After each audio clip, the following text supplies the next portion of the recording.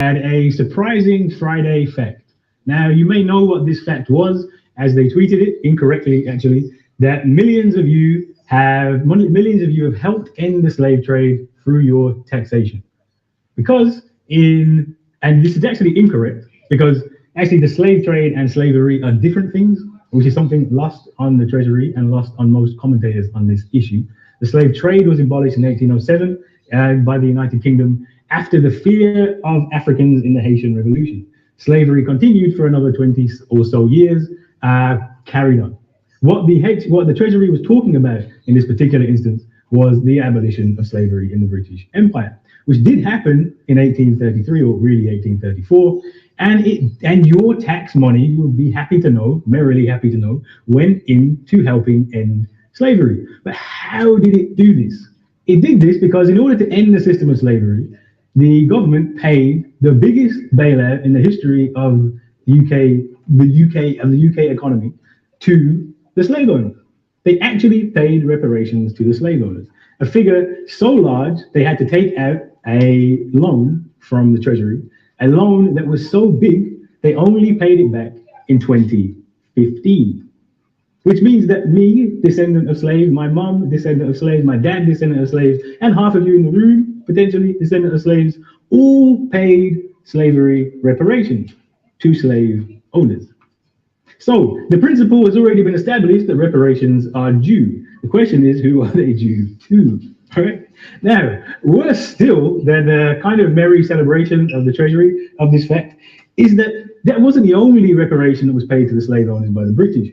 When slavery ended, they had a period of 4 years of apprenticeship, where the formerly enslaved had to spend half of their days working for free for the slave masters. So they had to actually pay reparations with their own labor. Again, the principle of reparations is firmly established. This didn't just happen in the UK. Denmark, Holland, Spain, all paid reparations to slave owners.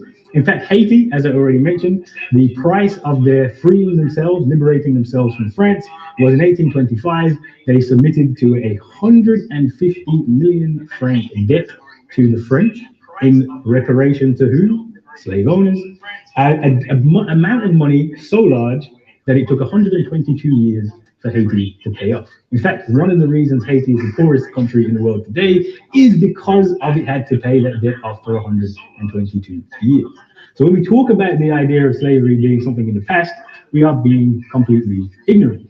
Because up until 2015, me and you were still paying off this debt. Again, a debt so large, but it represented 40% of the British government's purse at that time. 40%, imagine that, 40% of the government's purse and 5% of GDP. In today's money, that is 100 billion pounds. Reparations to who? The slave owners. So while I've established that reparations are well established in the history of law and went to the slave owners, I could probably stop and sit down for the next 6 minutes. But I won't. I'll carry on and give you more evidence of why reparations are due, right? So we've established the slave owners got a lot of money. This money went to people that went to the church, it went to government, it went to companies, it went to people like David Cameron's family, and this money still actually is with us in the economy today. What I really want to stress for you here is this is not an issue of something that happened in the past, because the wealth that was derived from slavery is still with us today. So when we talk about the West really emerges after 1492 when Columbus sails the ocean blue. I'm sure you have heard the story, which has been dubbed Once Upon a Genocide. After they had killed 98% of the natives of the Americas, they needed labor in order to build what became, and it's not a coincidence, America is the leader of the free world, the richest country on the planet. It's because the founding of the Americas was absolutely essential to the development of the West. And whose labor was it that developed America? The Americas. When I say the Americas, I mean North America, the Caribbean, Latin America. It was enslaved Africans. Millions upon millions upon millions of people stolen from Africa to do the work for free for 300 years. The biggest lie the West will tell you is that when they encountered Africa, Asia, the other parts of the world, they were advanced. And because of this advancement, we were able to have capitalism and what we call so-called civilization. Right? This is actually untrue. In 1492, Europe was coming out of a dark age and was the only place on the planet that had actually was in a dark age at that period of time. Europe was not advanced in 1492. Europe had to unveil itself to the Eastern empires in order to get into them. And one of the primary ways that Europe and the West became rich was through the enslavement of African people. The 300-year cycle of the triangular trade that generated so much wealth, it accelerated the Western capitalism and built the world we have today. So if you think about somewhere like Britain, look at this city we're in today, London. London would be half its size without the wealth from slavery. Places like Liverpool, which was a dock, Bristol, which was also a dock port for the slave trade, would probably not exist in any way, shape, or form without the wealth derived from slavery. Even places like, I'm from Birmingham. Birmingham made the majority of guns and chains for the slave trade. And this is actually one of the ways in which Birmingham became the powerhouse that it was. And Manchester, the cotton industry, the cotton which we're so proud of, and the factories up north, was again directly a link between when Liverpool opened as a slave port. They built a canal to Manchester, and it's only after that that the Manchester trade in cotton, because where did cotton get derived from? Slavery. By 1788, there were 180,000 people working in Manchester on money from the enslavement of African people. So even the cities we have today, the way the country looks today, is built on the wealth of slavery. Couldn't exist without it. So this isn't money that has gone away, it's money that is still here. A perfect example of this would be Lloyd's of London, UK's largest corporation, massive multi-billion corporation that celebrated its 300th anniversary a couple of years ago. CEO was on television and proudly declared they were happy to celebrate their roots in ensuring the merchant trade. She neglected to mention that trade was the slave trade, right? In fact, whole industries like insurance, like many of our financial products and that make financial capitalism what it is, derived from where? Slavery, stocks, bonds.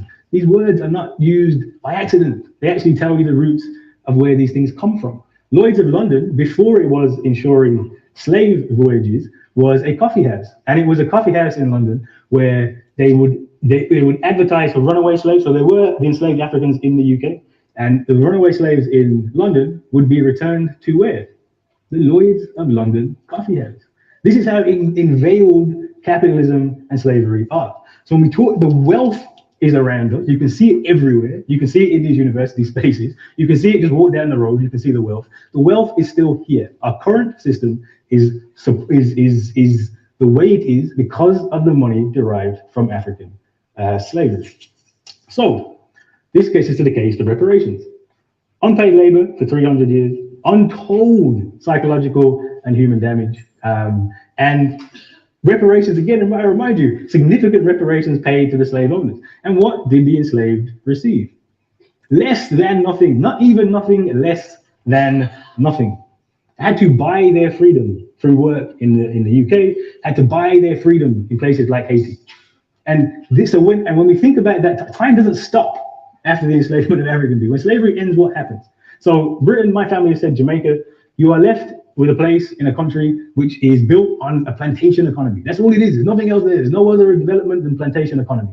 You are left with nothing to show for your labor for the last 300 years. You are left in absolute destitute poverty. Slavery ends and colonialism then continues. It's not like it just stopped and ended and finished. Malcolm X has a quote where he says, if you stab a knife 9 inches into my back and only take it out 3 inches, that's not progress. Even if you take the knife all the way out, that's still not progress. Unless you heal the wound, no progress has been made.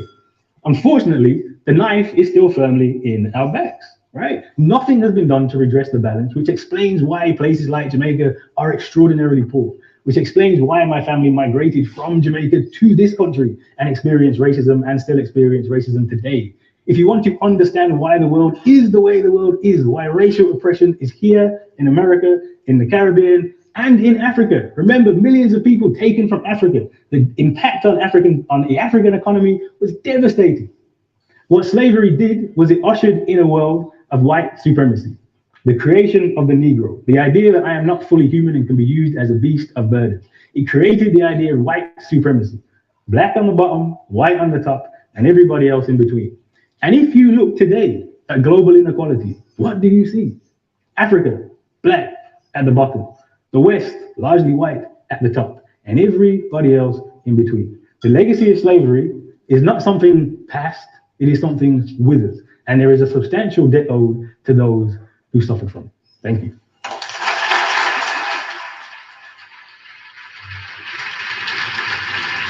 Help Palestine out right now. They need food, they need water, they need medical supplies. No other country is helping them out.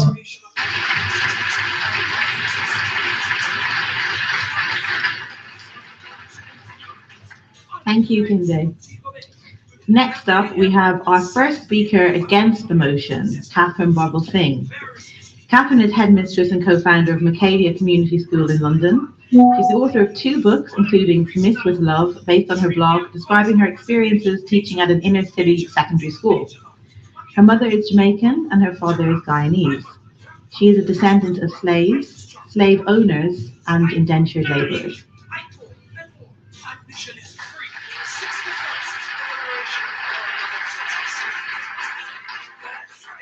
Well, I don't actually disagree with lots of what Kinde said, except for his conclusion, of course, that reparations should be paid. Slavery was an abomination. And if you read about the terrible things done to slaves, it's hard not to cry. But today's debate isn't about whether or not slavery was bad or good. It's about whether the West should pay reparations for slavery. Which West ought to pay? The Portuguese who brought the slaves, the Dutch who provided the boats, the British who provided the insurance, the Portuguese, Spanish, and French who ran the largest colonies? And what of the African people who sold their brothers and sisters in exchange for guns, allowing them to grow their own kingdoms? Then there's Brazil. Is it part of the West? Of the 12 million Africans that were shipped across the Atlantic, Brazil received nearly 5 million of them. So why are we only discussing whether the West should pay for reparations for slavery? Hard to come up with an answer. So let's put aside the complexities of who might pay for these reparations and turn our minds instead to who might be the specific recipients of the money. What I want to know is, what am I going to get out of this? I mean, after all, I'd quite like a new car. Perhaps I could upgrade my flat and get something nice just off the corner of Oxford Street. And I'm definitely entitled. Yes, sorry, my parents come from the Caribbean. My mother is Black Jamaican. But then my father, well, he doesn't really come from slaves. He's Indo-Caribbean from Guyana. Of course, his people were indentured servants. When slavery was abolished, Indians were taken to the Caribbean to take the place of the slaves who had been freed. Somebody had to do the work. My father's family lived in the same huts as the slaves once did, were tied to the same families as the slaves once were. Just instead of my father's grandparents being bought and sold, instead it was their contract of indenture that was bought and sold and obligated them to work for the time period set by their owners. The conditions were horrific. My illiterate grandmother might have told you all about this herself, had the poverty and environment that engulfed Indian indentured laborers in the Caribbean not been so grotesque that she died when my father was only 6 years old. But I'll forget that story, because my father's mother and their people weren't slaves, and that isn't going to deliver me the cash, is it? I'll stick with my Black Jamaican mother. Not sure what we do with people like Kamala Harris, one of the candidates for the Democratic nomination of the US presidency. Her mother is from India. Her father is from Jamaica. Her father admits that his family owned slaves.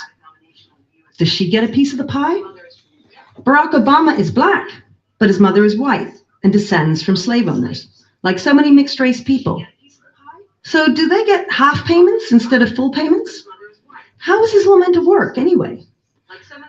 I'll tell you one way in which it might work. There are various websites out there. Right now in 2019, this is mainly an American thing, where Black people are getting white people to donate money to them, in the guise of reparations. So I'll read out one of these sites to you. It's a real site run by a Black American woman who right now is collecting cash from white people because of reparations owed to her. So there are instructions for Black people and for white people. So for Black people in the audience, listen up. Number one, if you are Black and a descendant of chattel slavery, please put your PayPal, Venmo, and or Cash App in the comments of this post. Number two, you do not have to plead your case or share why you are participating. Being Black is enough. So Black people in the audience, you want some extra money to go out on the weekend? Just get your PayPal information on there. Now, white people, these are the guidelines. Number one, realizing that you have white privilege or that you are inherently racist is not sufficient. okay? It's not sufficient to recognize that you have white privilege. Take action that gives your power away, white people. So right now, think of that action. What's it going to be? Number two, this is not a substitute for reparations from the government. This should be every politician's platform. Are you demanding this from them, white people? Are you writing to your local MP and demanding reparations? Number three, you can give $1, $5, $10, $50, $100, $1,000, $10,000, whatever works for you. Little smiley face. So you can give this young woman $10,000 and get rid of your white guilt. Now, this young woman leaves out of the equation that slavery isn't just black and white. The first point is that everyone had slaves, okay? People of all colors became slaves for economic reasons, because of war, because slavery, as odious as it was simply a normal way of life. Arabs were extracting millions of black African slaves centuries before Christian nations did, for about 13 centuries, compared to the 3 centuries European nations ran the Atlantic slave trade. Arabs marched African slaves across the Sahara Desert, and as such, they died more often. It was customary to castrate them, and many died from this practice. The Arabs also enslaved over 1 million white European Christians. The term slavery, in fact, comes from the word Slav. The Slavs inhabited Eastern Europe and were taken by the Muslims of Spain in the 9th century. Not to mention that Africans had been enslaving each other for thousands of years. The point is that slavery, the second point is that slavery was not about race, and it's important. It was not about race. The only reason we think it's about race is because philosophers like David Hume in the 18th century ranked human beings and put Africans at the bottom, saying that they had no souls. The Enlightenment imposed the concept of race on a practice that had been going on for centuries in order to justify that practice. And why did they have to justify it? And this is the point. Because people in the West began to question slavery's moral validity. The fact is that people of all colors owned slaves, both as part of the Atlantic slave trade and outside of it. In the United States and Caribbean, black people owned thousands of black slaves, and so did the Native Americans. Nearly 20,000 of the Native American 5 civilized tribes sided with the Confederacy during the Civil War, fighting to keep slavery alive. 28% of the black population who were free in New Orleans pledged their support to the Confederacy. All of the 13 southern states of the Confederacy had substantial numbers of black slave owners. There were more than 250,000 free blacks, and nearly 4,000 of them were slave masters who owned more than 20,000 slaves. The practice of slavery was legal, after all. We need to remember that governments did not own slaves. Slave owners did. In fact, the US government fought a war to end slavery. How much should the descendants of the 400,000 Union soldiers who lost their lives fighting to free the slaves pay to the descendants of the slaves they freed? It's bizarre to suggest that human beings should inherit the outrage of the deeds of their parents.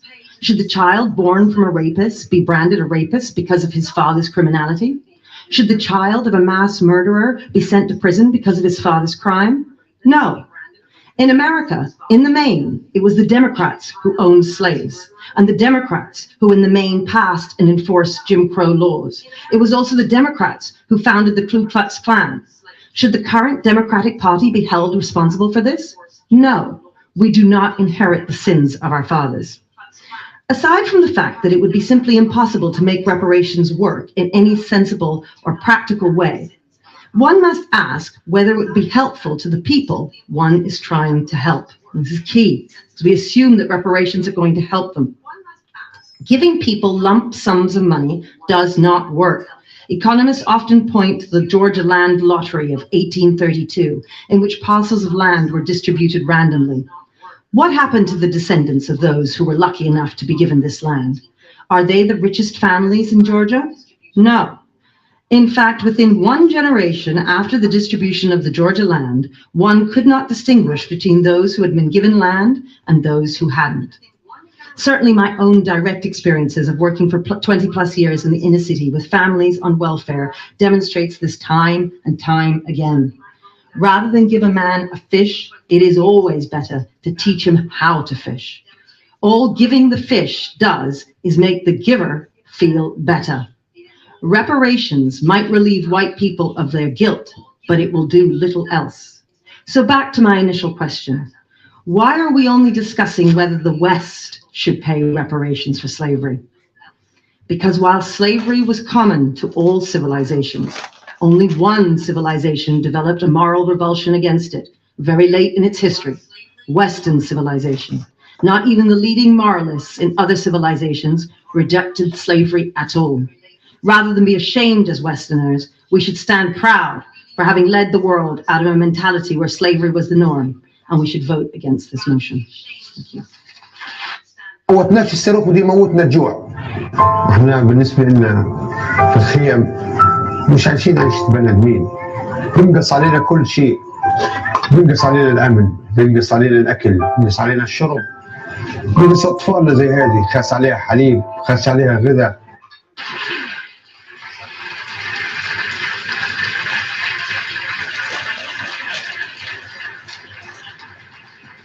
Thank you, Catherine. Our second speaker for the motion is Esther Stanford Kusezi. She's a reparations activist and lawyer. She is co-vice chair of the Pan-African Reparations Coalition in Europe. As a descendant of Africans enslaved in the Caribbean, her activism seeks to remember the historic and cultural ties between diaspora communities and their African motherland.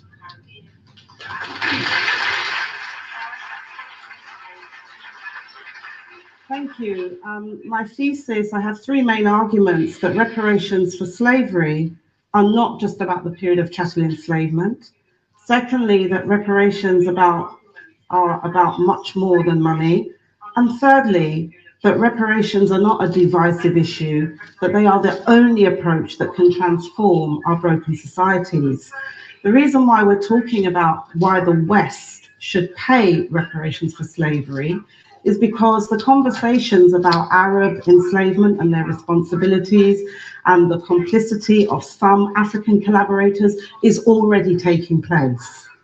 So when I talk about the West paying, I'd first of all like to clarify that when I refer to the West, I'm referring to the conceptual West, which is the elitist construct of Euro-American elites or the oligarchy.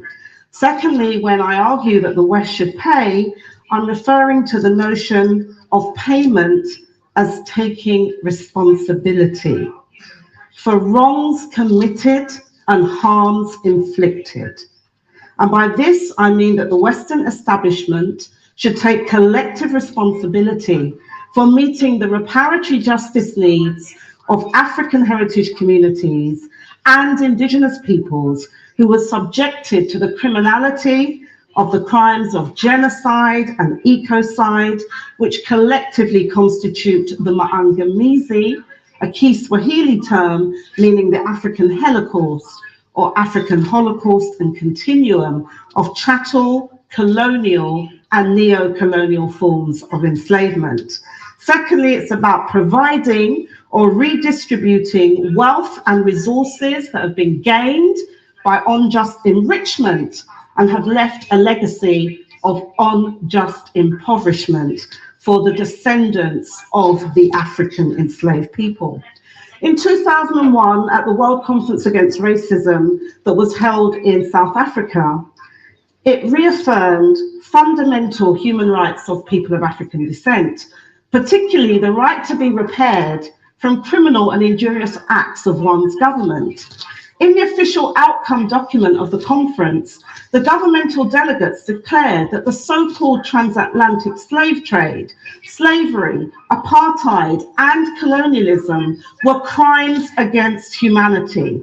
Further, that there was an economic basis to these crimes that are evident today in the injuring nations that are wealthy, and also the impoverishment of much of the global south and those of us who are from those communities originally from the global south. The Durban Declaration also declared that the effects and the persistence of these structures and practices have been among the factors contributing to lasting social and economic inequalities, poverty, underdevelopment, marginalization, and social exclusion in many parts of the world today, and even further, that there is an obligation on the part of those nations that were criminally enriched by these crimes that they should engage in redress. Secondly, my argument is that reparations for chattel enslavement is not just about the period of chattel enslavement. In fact, in 2001, Human Rights Watch helpfully expounded, when addressing relatively old wrongs, we would base claims of reparations not on the past abuses of chattel enslavement itself, but on its contemporary effects. That is, we would focus on people who can reasonably claim that today they personally suffer the effects of past human rights violations through continuing economic or social deprivation. And when it comes to the matter of crimes against humanity, the right to reparations does not get extinguished with the death of the original victims, but can be pursued by his or her heirs. Hence why we in PARCO, the Pan-African Reparations Coalition that I represent, initiated the Stop the Maangamizi, We Charge Genocide Ecocide campaign, which was inspired by the holistic and historic call of Africans in America under the auspices of the Civil Rights Congress of the USA in 1951, who sought to bring the United States government to account for the crimes of genocide against African people in America. Even under traditional human rights law and policy, it is expected that governments that practice or tolerate systemic, structural, and institutionalized anti-Black African prejudice and racial discrimination and its specific form of Afrophobia, that they should actually compensate the victims and certainly bring about an end to this condition. So reparations are about much more than money. If we go to the root of the term reparations in Latin, it is reparare. And that is basically about renewing and transforming. And it's the act or the instance of making amends. If we go to international law, the premise for reparations was laid out in the Chozo factory case of 1928, which is that reparation must, as far as possible, wipe out all the consequences of the illegal act and re-establish the situation which would in all of probability have existed if that act had not been committed. And so under the basic principles and guidelines on the right to a remedy and reparation for victims of gross violations of international human rights law and serious violations of international humanitarian law, it is recognized that reparations consist of measures of cessation, assurances and guarantees of non-repetition, restitution and voluntary forms of repatriation, compensation, rehabilitation, and measures of satisfaction, which are about looking at moral damage, emotional injury, intergenerational trauma, mental suffering, and the injury to one's reputation. So reparations are not a divisive issue. They are the only approach that can transform our broken and divided societies. According to the same United Nations guidelines on reparations, an essential aspect of reparations include an opportunity for victims, and in international law, the descendants of the enslaved are classified as victims, not in the way that we use it in popular speak, but it means that we have a right to claim a remedy and be recognized in law. So victims have a right to speak in a public forum about their experiences and to have an active involvement in the reparative process. The Stop the Maangamizi campaign and the 18,000 plus people that have signed the Stop the Maangamizi petition urge that there is a need for dialogue between British state and society. And the way in which this dialogue can happen is by establishing the All-Party Parliamentary Commission of Inquiry for Truth and Reparatory Justice.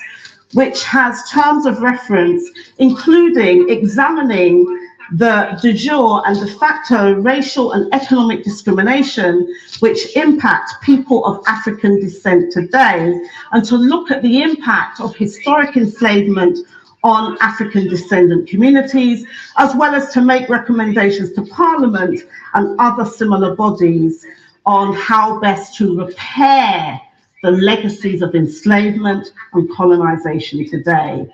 We in the Stop the Maangamizi campaign